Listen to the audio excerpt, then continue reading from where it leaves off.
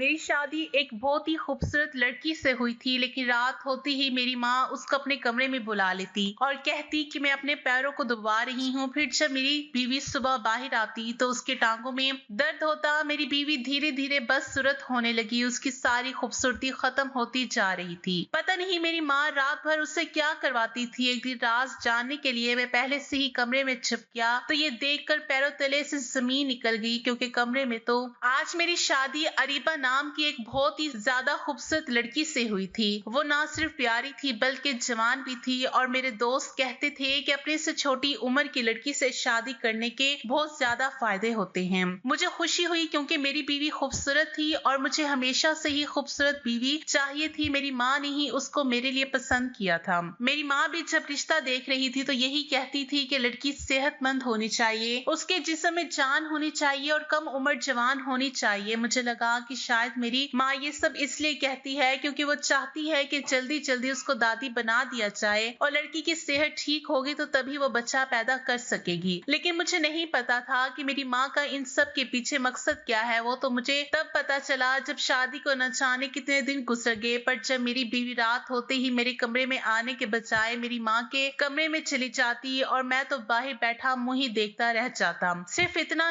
नहीं, वो पूरी रात वहीं पर गुजार देती और जब सुबह बाहर आती तो कहती कि मेरी टांगों में दर्द है, तो कभी कहती कि मेरी कमर में दर्द है, और लंगड़ा लंगड़ा के चलती। मैं हैरान रह जाता कि ये पूरी रात क्या करती रहती है, और मेरी माँ को भी फिक्र नहीं होती कि वो इसको बाहर भेज दे। ये मेरी बीवी है और मेरी माँ ने इसे अपना नौकर समझ लिया है, लेकिन फिर भी मेरी बीवी मेरी माँ के साथ अच्छे तरीके से रहती भी थी और बिल्कुल भी झगड़ा नहीं करती थी। सिर्फ यही बात नहीं थी, जब वो दोनों अंदर कमरे में होती तो मुझे अंदर नहीं आने देती थी। मैंने इतनी दफा जाने की कोशिश की तो अम्मा कहती थी कि नहीं, तू यहाँ से चला जा, तेरा यहाँ पर कोई काम नहीं। एक दिन मैं बहुत ज्यादा परेशान हो गया और पहले से ही इस कमरे में जाकर छुप गया ताकि देख सकूं कि मेरी बीवी और अम्मी पूरी रात क्या करती रहती है। मेरे दिमाग में तो ऐसी कोई बात नहीं थी जो बहुत ही ज्यादा अजीब और हैरान कुन हो, लेकिन उस कमरे में वो दोनों मिलकर जो कर रही थी वो ना सिर्फ अजीब था बल्कि अगर कोई देखता तो शर्म से डूब के मर जाता, क्योंकि वो दोनों सारी रात जमीन पर बैठकर एक दूसरे के। मेरा काम बहुत अच्छा था और मेरे घर में ज्यादा लोग भी नहीं थे, लेकिन एक मसला था। हमारा घर बहुत ही पुराने जमाने का था, बिल्कुल ऐसा जैसे 1950 के जमाने का होता है। सब कहते थे कि इस घर को छोड़ दो, नहीं तो ये घर आप लोगों के ऊपर गिर जाएगा। दरअसल ये घर नहीं, छोटी सी हवेली ही थी, पर मेरी माँ कहती कि मैं इस घर में ही ब्याह कर आई थी और यहाँ से मेरा जनाजा ही निकलेगा और मैं कहीं नहीं जाऊंगी। मुझे मेरी माँ से इतना ज्यादा प्यार नहीं था कि मैं उनकी हर बात मानता रहता। मसला ये था कि आजकल किराए पर घर मिलना भी बहुत मुश्किल था और मेरे पास इतने पैसे नहीं थे। मैंने अपनी माँ का एक बहुत बड़ा नुकसान किया था। उन्होंने अपनी गांव वाली जमीन और अपना सारा सोना बेचकर मेरे हाथ पर रकम रखी थी और मुझे कहा था कि मैं एक बिजनेस कर लूं जिससे सारी जिंदगी हम बैठकर खा सकें। बिजनेस तो मेरा चला नहीं, बल्कि उल्टा इतना नुकसान हुआ और कर्जदार मेरे पीछे पड़ गए। अब वो लोग मेरे पीछे थे और मैं बड़ा परेशान था। फिर सोचा कि शादी कर लेता हूँ तो लड़की जहेज में कुछ ना कुछ लाएगी, कर्जदारों के मुंह बंद हो जाएंगे। लेकिन लड़की भी जहेज में कुछ ज्यादा लेकर नहीं आई, पर फिर भी खुद जो पैसे उसके माँ बाप ने दिए उससे मैंने कर्जदारों के मुंह बंद कर दिया। अब मेरी माँ ना सिर्फ मुझे दिन रात बातें सुनाती थी बल्कि कहती थी कि तुझ पर मैं जिंदगी भर कभी भरोसा नहीं करूंगी, और मैं कहता था कि आपकी जिंदगी रह कितनी सी गई है और अब आपके पास है ही क्या। वो कहती थी कि हवेली तो मेरी है, मैं तेरे नाम करके नहीं जाऊंगी, और मैं हंसता था कि फिर और किसके नाम करके जाओगी। ये हवेली, ना सिर्फ ये हवेली बहुत पुरानी थी बल्कि इसमें अब तक पुराने जमाने का सामान भी पड़ा था। एक बार तो एक दहशतगर्द भी यहाँ आ गया था और कह रहा था कि मुझे अंदर से अपनी हवेली दिखा दो तो मैं आपको कुछ पैसे दे दूंगा, और हमने उस दिन उससे डॉलर कमा लिए थे। वो भी सिर्फ घर दिखाकर। लड़की वाले भी गरीब थे, किसी तरह से उन्होंने जहेज का इंतजाम किया था, इसलिए इस बारे में कुछ बोल नहीं पाए कि आप लोगों का घर तो बहुत पुराना है। अरीबा अच्छी लड़की थी, वो मेरी जिंदगी में आ गई, पर हमारी शादी की रात हम दोनों ही बहुत थके हुए थे और वो मुझसे बातें करते हुए ही सो गई। मुझे उसकी यह हरकत भी अच्छी लगी और मैंने कहा कि सारी जिंदगी पड़ी है एक दूसरे के साथ वक्त गुजारने के लिए, बेचारी थक गई होगी। सुबह वो अपने घर वालों के पास गई, ये भी हमारी रस्म अदा होगी। उसके बाद शाम को वो वापस आ गई तो शाम में ही मेरी माँ ने मेरी बीवी को कहा कि तुम्हारी शादी ब्याह के फंक्शन में मैं बहुत ज्यादा थक गई हूँ, मेरी टांगों में बहुत दर्द है, रात को मेरे कमरे में आ जाना और आके मेरे पाँव दबा देना। अरीबा को इस बात से कोई परेशानी नहीं थी। उसने कहा कि जी अम्मी जी मैं आ जाऊंगी, लेकिन मैंने कहा कि आज की रात तो हमारी रात थी, अब तुम वहाँ जा रही हो? तो उसने कहा कि वो भी तो आप ही की अम्मी है, मेरी तो नहीं है और अभी शुरू के दिन है। अगर मैं उनकी बात नहीं मानूंगी तो उनके दिल में मेरे मुतालिक 100 बातें आ जाएंगी और आप बेफिक्र रहें, मैं आधे घंटे तक वापस आ जाऊंगी। मैंने कहा कि ठीक है, आधे घंटे तक तुम्हारी दूरी बर्दाश्त कर लूंगा और दिल में भी यही सोचा था कि अच्छी बात है, मेरी बीवी अगर मेरी माँ की खिदमत करती है तो मुझे उसे रोकना नहीं चाहिए, नहीं तो घर का माहौल खराब होगा और परेशानी मुझे ही होगी। पर ये क्या कि मेरी बीवी कमरे में गई और वापस आने का नाम ही नहीं ले रही थी। यहाँ तक कि 3 घंटे गुजर गए। मैं अपनी माँ के कमरे की तरफ गया। यह हवेली थी तो कमरे काफी दूर दूर बने हुए थे। मेरा कमरा एक कोने में था और उनका दूसरे कोने में था। मैंने देखा कि अंदर से कोई आवाज ही नहीं आ रही थी। ऐसा लग रहा था कि वो दोनों सो गई थी, इसलिए मैंने उनको जगाना जरूरी नहीं समझा। ऐसा लग रहा था कि उन्हें जगाऊंगा तो अजीब सा लगेगा। मैं वापस आकर अपने कमरे में सो गया। सुबह मेरी बीवी जब कमरे से बाहर निकली तो उसकी तबीयत बहुत खराब लग रही थी। इससे पहले उससे पूछता कि तुम रात को वापस क्यों नहीं आई? मेरी माँ ने कहा कि इसकी तबीयत अचानक से खराब हो गई थी तो ये मेरे कमरे में ही सो गई। मैंने कहा कि अगर तबीयत ज्यादा खराब थी तो मुझे बता देती। तो वो कहने लगी कि नहीं, इतनी भी खराब नहीं थी और फिर मैं भी तो इसकी कुछ लगती हूँ। मैंने इसकी नजर उतारी तो वो ठीक हो गई और बस इधर ही सो गई। मेरी बीवी के चेहरे से लग रहा था कि जैसे बात कुछ और है। मैं सवाल उससे करता था, जवाब मेरी माँ देती थी। बात मैं उससे पूछता भी तो उसकी जगह मेरी माँ जवाब देती थी। उसने कहा कि जैसा अम्मी जी कह रही हैं वैसा ही है, मेरी तबीयत खराब हो गई थी। ये दिन भी इसी तरह गुजर गया। फिर 1-2 दिन ऐसे ही गुजर गए थे और मैं अपनी बीवी के साथ वक्त गुजारना चाहता था, लेकिन मुझे भी वक्त नहीं मिल रहा था क्योंकि कर्जदार पहले ही मेरे सर पर खड़े थे। अगर मैं वक्त जाया करता तो फिर मैं बहुत बड़ी मुश्किल में फंस जाता। काम तो मुझे करना ही था। मेरी बीवी और माँ अभी तक एक दूसरे के साथ ठीक जा रही थी। कोई अनबन, लड़ाई झगड़ा, कोई बहस कुछ नहीं हुआ था। मैं चाहता था कि घर का माहौल ऐसा ही रहे। लेकिन रात हुई तो फिर मेरी माँ ने कहा कि रीबा आकर जरा मेरे पाँव दबा दो। मैंने कहा कि जल्दी वापस आना, आज तो आ ही जाना। उसने कहा कि आज तो मैं जल्दी आ जाऊंगी, पर आज भी वो वापस नहीं आई। मुझे गुस्सा आया और मैं अपनी माँ के कमरे की तरफ ही चल दिया। मैंने कहा कि आपने भी तो अपनी जिंदगी गुजारी है अब्बू जी के साथ, आपकी जिंदगी बड़ी अच्छी गुजरी है। आपको ये नहीं पता कि 2 लोगों की शादी हो जाती है तो एक दूसरे के साथ वक्त भी गुजारना होता है। कहाँ गई वो माँ जो बहू को पकड़कर खुद बेटे के कमरे में छोड़कर आती है कि बहू तो मेरे बेटे को खुश रखना। यहाँ पर मेरी माँ मेरी बीवी को अपने कमरे में बुला लेती है और उससे खिदमत करवाना शुरू कर देती है। मैंने अपनी माँ के कमरे के दरवाजे पर दस्तक दी,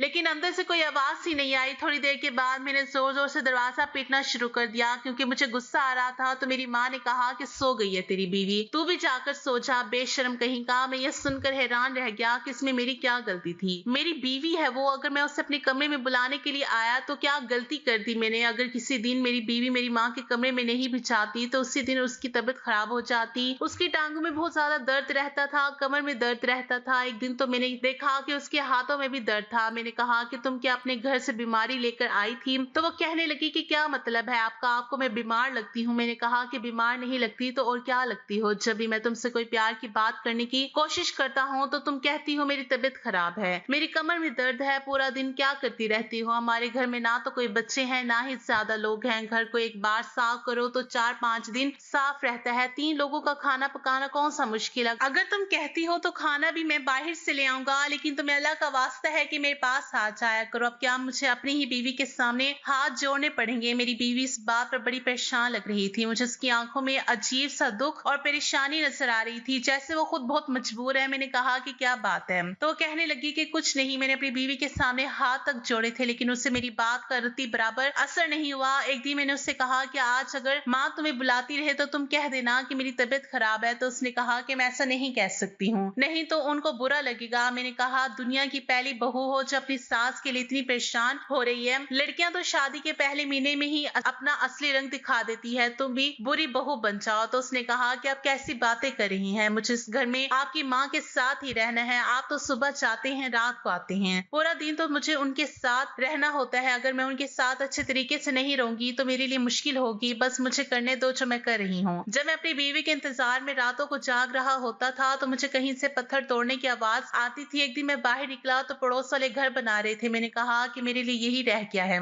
कि बस मैं रात को पत्थर तोड़ने की आवाज से सुनता रहूं और अपनी बीवी का इंतजार करता रहूं। मुझे रोज पत्थरों की आवाज आती थी। अब तो मैंने सोचा था कि मैं उन लोगों से कहूंगा कि आप लोग रात के वक्त काम क्यों करते हैं, दिहाड़ी पर काम क्यों नहीं करते? अजीब लोग थे। घर बनाने की इतनी जल्दी थी कि दिन को भी काम करते और रात को भी मजदूरों से काम करवाते। इतनी भी किसी किसी को जल्दी होती है क्या। खैर सोचा तो मैंने भी यही था कि मेरा बिजनेस चल जाएगा तो मैं इस हवेली को तोड़कर यहाँ पर अच्छा सा घर बनवाऊंगा। अब तो हमारी पूरी गली में ही नए नए घर बन गए थे, दरमियान में हमारा घर ही अजीब सा और खौफनाक सा लगता था। ऐसा लगता था कि भूत बंगला है। अब मेरे पास एक ही रास्ता था कि मैं अपनी माँ से बात करूं। मैंने उनसे कहा कि आप अरीबा को रात को क्यों अपने कमरे में बुला लेती हो। मेरी माँ तो मेरी बात पर ऐसे गुस्सा हो गई कि जैसे मैं यही बात बार बार कर रहा हूँ। कहने लगी कि बूढ़ी औरत हूँ, मेरी टांगे जवाब दे रही है। तेरा बाप इस दुनिया में था नहीं, लोगों के घरों में काम कर करके मैंने तुझे पाला, जमीन खरीदी, जेवर बनाया, वो सब भी तूने लुटा दिया। अब अगर मैं तेरी बीवी से अपने पैर दबा लेती हूँ तो इसमें भी तेरी जान निकलती है। मुझे इतना दर्द होता है कि नींद नहीं आती, पैर दबाती हूँ तो नींद आ जाती है, फिर उसको नींद आ जाती है तो वो भी वहीं पर सो जाती है। जा जाकर अपनी बीवी से बात कर, मेरा दिमाग ना खराब कर। मैं तो शादी करके फंस गया था, ना इधर का रहा ना उधर का रहा, दोनों औरतों के दरमियान मेरा सैंडविच बन गया था। मैंने अब आसमान की तरफ देखा और कहा कि ए अल्लाह तू ही मेरी मदद कर। शाम हुई तो मेरी बीवी को चक्कर आ गए और वो बेहोश हो गई। मेरी माँ कहने लगी कि लगता है कोई खुशखबरी है, और मैं दिल में सोचने लग गया कि खुशखबरी क्या हवा में आएगी, कोई खुशखबरी नहीं है, वैसे ही तबीयत खराब हो गई होगी। मैं अपनी बीवी को डॉक्टर के पास ले जाना चाहता था, लेकिन मेरी माँ कह रही थी कि डॉक्टर के पास ले जाने की जरूरत नहीं है, अभी ठीक हो जाएगी। उसने मेरी बीवी के चेहरे पर पानी के छींटे मारे, उसे सब्ज मिर्च भी सुंघाई, पुदीने के पत्ते भी सुंघाए, लेकिन वो उठ ही नहीं रही थी। वो बहुत ज्यादा ही बीमार हो गई थी। तो मैं उसे डॉक्टर के पास ले गया। हमारे मोहल्ले में करीब एक लेडी डॉक्टर बैठती थी। वहां जाकर मेरी बीवी को होश आ गया तो मैंने कहा कि चेकअप करवा लेते हैं, अब आई हैं तो पता चल जाएगा कि ये सब हुआ क्यों था। पर वो कहने लगी कि नहीं नहीं, मैं नहीं चाहूंगी। डॉक्टर ने उसका चेकअप किया और जब वो बाहर आए तो डॉक्टर ने मुझे अजीब से नजर से देखा। कहने लगी कि आजकल के मर्दों का तो कोई हाल नहीं है। मैंने कहा कि क्यों डॉक्टर, क्या हुआ? तो कहने लगी कि तुम्हें पता होना चाहिए कि क्या हुआ है। अरे अपनी शक्ल तो तुम्हारी ऐसी है, बीवी खुदा ने तुम्हें खूबसूरत दे दी, इसका मतलब ये है कि जान ले लोगे इस लड़की की।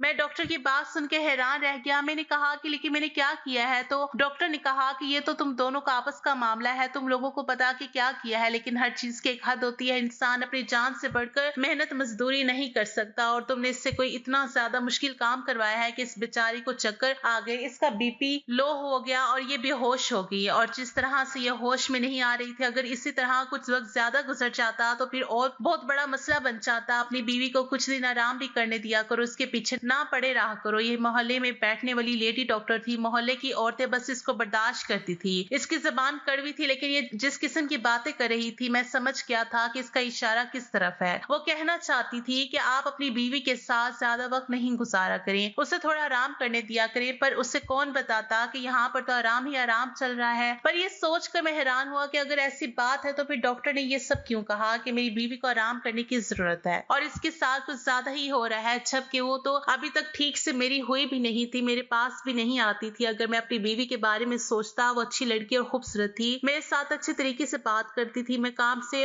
वापस आता था तो खाना खिलाती थी, और शाम तक हम लोग एक दूसरे के लिए बिल्कुल पागल हो जाते थे। लेकिन जैसे ही रात होती तो मेरी माँ उसे अपने कमरे में बुला लेती थी, और आजकल मैं देख रहा था कि मेरी बीवी के चेहरे पर अजीब सा डर था। वो हमेशा डरी डरी रहती थी। एक दिन मुझे कहने लगी, आपको मुझसे कितना प्यार है? तो मैंने कहा बहुत ज्यादा। तो उसने कहा फिर भी कितना, बताइए ना। मैंने कहा क्यों पूछ रही हो? तो कहती है आप कहीं मुझे छोड़ तो नहीं दोगे? मैंने कहा नहीं, पागल हो, वो पता नहीं इस तरह के सवाल क्यों कर रही थी। मैंने उससे कहा कि नहीं, मैं तुम्हें कभी नहीं छोड़ूंगा, लेकिन वो हमेशा डरी रहती थी। मेरी माँ से भी डरती थी। एक दिन वो फोन पर किसी से बात कर रही थी और मैं जानता था कि अपनी माँ से बात नहीं कर रही थी, शायद अपनी किसी सहेली से बात कर रही थी। कह रही थी कि मेरी सासू माँ ने मुझे बहुत तंग कर रखा है, मैं बहुत परेशान हूँ और मुझे ये समझ नहीं आती कि मेरे इस घर में वक्त कैसा गुजरेगा। ये तो मेरा शौहर अच्छा है, नहीं तो अभी तक ये रिश्ता भी दाव पर लग जाता। ये बात सुनकर मैं हैरान रह गया कि हमारा रिश्ता दाव पर कैसे लग सकता था। वो ऐसी बातें क्यों कर रही थी? जैसे ही मैं कमरे में आया उसने फौरन फोन बंद कर दिया। मैंने कहा कि क्या बात है, किससे बात कर रही थी, फोन क्यों बंद कर दिया? बात कर लेती। तो कहने लगी कि मैं अपनी माँ से बात कर रही थी, मेरी बीवी मुझसे झूठ क्यों बोल रही थी?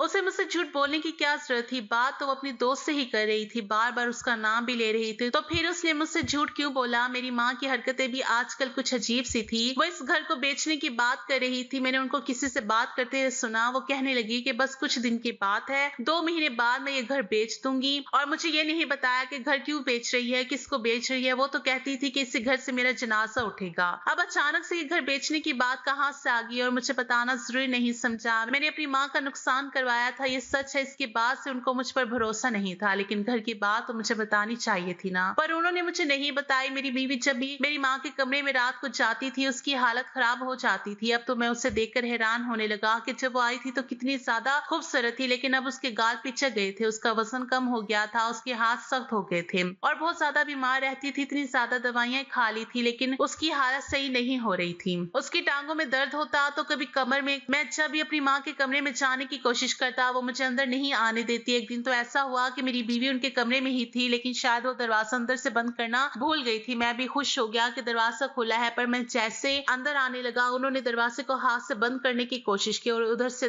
मैंने धक्का लगाया तो उन्होंने अंदर से धक्का लगाया और दरवाजे को पकड़कर मेरे मुंह पर मार दिया। मतलब उन्हें बस यही फिक्र थी कि मैं कमरे के अंदर ना आ जाऊं। उन्होंने ये भी नहीं देखा कि दरवाजा मेरे मुंह पर लग गया है। मैंने कहा कि क्या कि अम्मी दरवाजा खोलो। वो मुझे कहने लगी कि तेरा यहाँ कोई काम नहीं है तो चला जा यहाँ से। मैंने कहा कि मेरी बीवी अंदर है, बाहर भेज जाओ तो मैं चला जाऊंगा, वरना मुझे कोई शौक नहीं आपके कमरे में आने का। मेरे मुंह पर चोट लगी थी तो मुझे भी गुस्सा आ गया था, पर मेरी माँ ने कहा कि तेरी बीवी बाहर नहीं आ सकती तो जाकर सो जा। अब उन्होंने रोज का यही तमाशा बना लिया था। वो मेरी बीवी को कमरे के अंदर बंद करके ही बैठ जाती थी। मैंने अपनी बीवी से बार बार पूछा कि क्या बात है, मुझे बता दो। वो बहुत डरी हुई रहती थी, लेकिन वो मुझे ये बात नहीं बता रही थी। अब मेरे पास और कोई रास्ता नहीं था। एक तरफ मेरी बीवी मुझसे झूठ बोल रही थी, दूसरी तरफ मेरी माँ मुझसे झूठ बोल रही थी, क्योंकि जब मैंने पूछा कि क्या आप यह हवेली बेचना चाहती हो तो उन्होंने कहा कि नहीं, तुझे किसने कहा, मैं तो नहीं बेचना चाहती। जबकि मैंने अपने कानों से सुना था कि वो अपनी सहेली को बेचने की बातें कर रही थी। इन दोनों औरतों ने मिलकर मुझे पागल बनाया हुआ था। मुझे कुछ और ही सोचना था। जो कुछ भी हो रहा था वो उस कमरे के अंदर हो रहा था और जिसमें मुझे जाने भी नहीं देते थे, तो मुझे ही किसी तरह वहां जाना था और पता करना था कि इस कमरे के अंदर क्या हो रहा है। और ये भी मैं तभी पता कर सकता था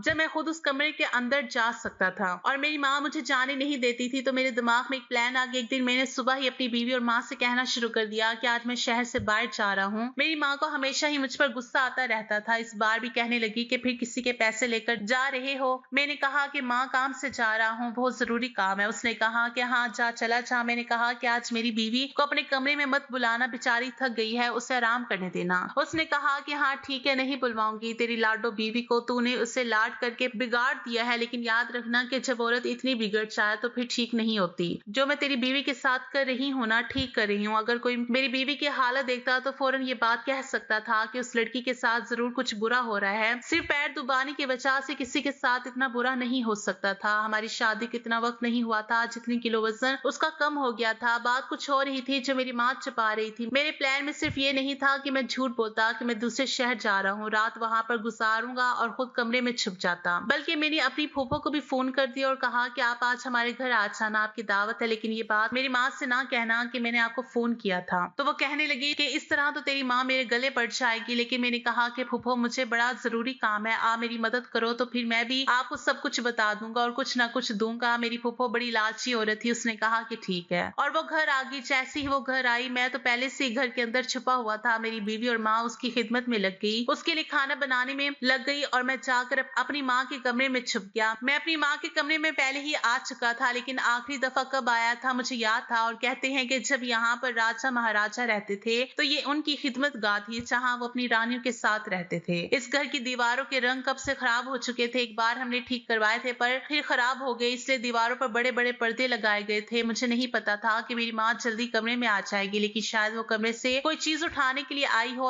और मैं फौरन एक पर्दे के पीछे छुप गया। मुझे पता था कि ये जगह छुपने के लिए अच्छी नहीं है, शायद मुझे उससे ज्यादा अच्छी जगह पर छुपना चाहिए था, लेकिन मैं और क्या करता, मेरे पास और कोई रास्ता नहीं था। मेरी माँ ने पूरी जिंदगी इस कमरे में गुजारी थी, उसे बेवकूफ बनाना इतना आसान नहीं था। बस मैं ऐसी जगह पर छुप गया और अल्लाह से दुआ करने लगा कि मेरी माँ पहले ही मुझ पर यकीन नहीं करती थी, इसके बाद तो वो मुझ पर बिल्कुल भी यकीन नहीं करेगी और शायद मुझे घर से भी निकाल देगी। मैं यहीं पर छुपा रहा। जैसे ही शाम हुई, मेरी माँ कमरे में आई और फोन पर किसी से बात करने लगी। कहने लगी कि मुझे 9 लखा हार चाहिए, हाँ वो भी अपनी बहू के लिए, उसका नाम भी लिखा हो। मैं हैरान रह गया कि मेरी माँ मेरी बीवी के लिए 9 लखा हार बनवा रही है। उस हार का नाम 9 लखा था, लेकिन वो 9 लाख में नहीं बनता था, इससे भी ज्यादा महंगा था। मेरी माँ तो मेरी बीवी को अच्छा नहीं समझती थी, फिर उसके लिए इतना महंगा सोने का हार क्यों बनवा रही थी और हुक्म दे रही थी। थोड़ी देर बाद ही उसने किसी और से भी फोन पर बात करनी शुरू कर दी। कहने लगी कि बड़ा वाला फ्रिज चाहिए, वही फ्रिज जिसके 2 दरवाजे होते हैं, यानी कि डबल डोर फ्रिज की बात कर रही थी। डबल डोर फ्रिज कौन सा सस्ता था, बहुत ज्यादा महंगा था। मेरी माँ क्यों इतनी महंगी चीजों के ऑर्डर दे रही थी, जबकि हमारे पास तो कुछ भी नहीं था। कहीं इस घर को बेचकर सामान तो नहीं लेना चाहती थी, लेकिन घर को बेचकर सामान लेती तो फिर सामान कहाँ रखती। मेरी माँ मुझे बेवकूफ नहीं लगती थी। थोड़ी देर के बाद मेरी बीवी भी कमरे में आ गई। उसने कहा कि वैसे तो ये काम रात को करते हैं, लेकिन अब तेरा शौहर तो घर पर है नहीं, तो अब क्या रात क्या शाम चल शुरू करते हैं। वैसे भी आज आखिरी दिन है, तूने बहुत ज्यादा मेहनत की है, इसलिए मैं तुझे बहुत बड़ा इनाम दूंगी। मैंने अभी तेरे इनाम का ऑर्डर भी दे दिया है। पता नहीं अम्मा किस बारे में बात कर रही थी। मेरी बीवी ने कौन सी मेहनत की थी जिसका इनाम मेरी माँ उसको दे रही थी। वो कहने लगी कि मेहनत तो मैंने वाकई बहुत की है और इनाम भी आप मुझे दे रही हैं, लेकिन मेरी हालत देखी कैसी हालत हो गई है मेरी। मैंने आपको पहले ही कहा था ये काम बड़ा मुश्किल है, मुझसे नहीं होगा। मेरी माँ ने कहा कि हाँ मुश्किल है, लेकिन फल भी तो इतना बड़ा मिल रहा है और इसके बाद हमारी जिंदगी में कोई मुसीबत नहीं आएगी। हम बड़े से बंगले में रहेंगे, नौकर होंगे, गाड़ियां होंगी, तेरे पास सोने के गहने होंगे। तू जो कहेगी मैं ला कर दूंगी। मुझे पता है तेरा बड़ा नुकसान हुआ है, लेकिन ये भी तो सोच के मैं बूढ़ी औरत हूँ, मुझसे ये काम नहीं होना था। तो मेहनत ना करती तो ये सब कुछ कैसे होता। मेरी बीवी ने कहा कि आप अपने बेटे से भी तो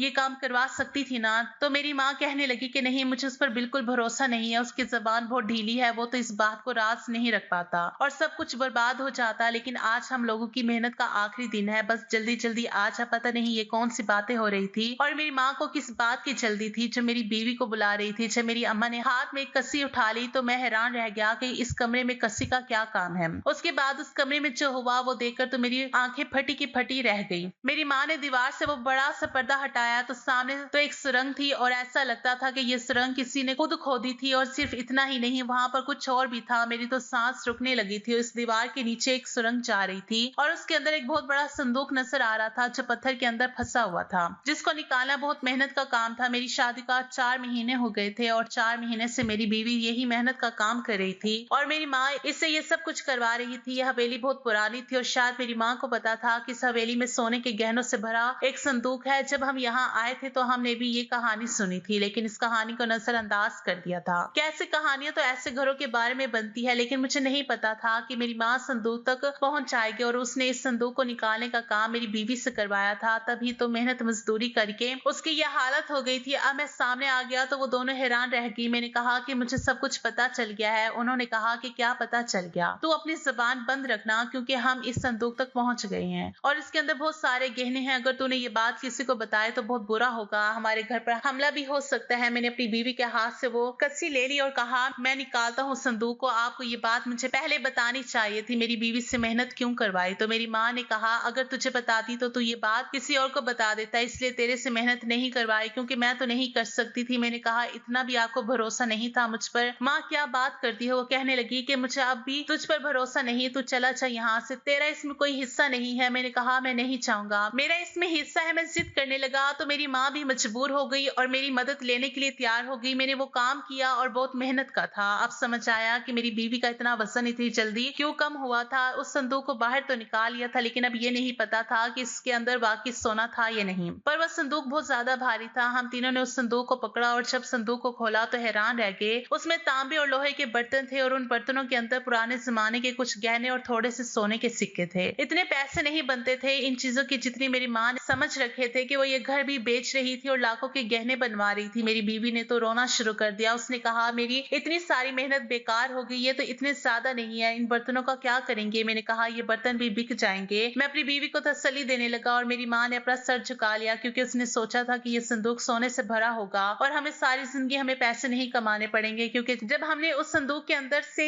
सारे गहने और सोने को निकाला तो वो लाखों रुपए बने, करोड़ नहीं, और लाखों भी इतने ज्यादा नहीं थे। बस हम लोगों ने फिर ये हवेली भी बेच दी और थोड़े पैसे साथ मिलाकर एक छोटा सा घर ही खरीद पाए। उसके बाद हम बिजनेस नहीं कर सके। मेरी बीवी के साथ वाकई बहुत बुरा हुआ। उसने कहा कि मैंने भी लालच किया था, इसलिए मुझे लालच की सजा मिली है। आप लोग बताइए कि सजा किसको मिली और सबसे ज्यादा बुरा किसके साथ हुआ?